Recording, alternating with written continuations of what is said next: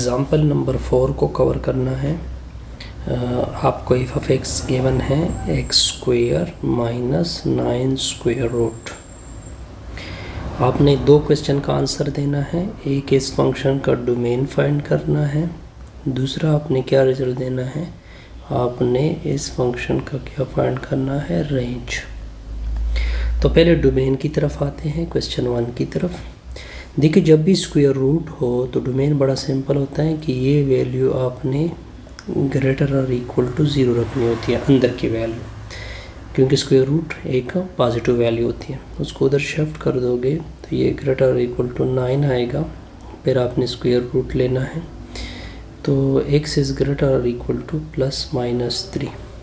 इसका मतलब ये होगा कि आपने -3 और +3 के दरमियान वैल्यू रख सकते हैं। तो इसको किस तरह लिखोगे, क्योंकि दरमियान में 0 भी आता है। ठीक हो गया। किस तरह लिखोगे कि यानी x ग्रेटर देन जब 3 लिखोगे तो 3 से पॉजिटिव वैल्यू, तो इसका मतलब ये बना कि हम 3 दे सकते हैं और 3 से ज़्यादा कहा कि इन्फिनिटी, यानी इन्फिनिटी की तरफ। फिर यूनियन रखोगे। अब देखिए -3 दे सकते हैं, चलो -3 से कम वैल्यू तो नेगेटिव इन्फिनिटी की सारी वैल्यू होती है। तो यहाँ पे क्लोज इंटरवल, यहाँ पे ओपन इंटरवल, ये क्या बनेगा, डोमेन बनेगा फंक्शन का। ठीक हो गया। लेकिन अगर अब मैं देखूँ, ये तो हमने डोमेन बना लिया, अब बनाते हैं रेंज। अब बनाते हैं क्या, रेंज बनाते हैं। रेंज देके अगर मैं 3 दे दूँ और -3 दे दूँ, इधर अगर आप 3 पुट कर दिए या -3 पुट कर दिए, तो आप देख सकते हैं कि एफ ऑफ एक्स की वैल्यू क्या हो जाती है, 0।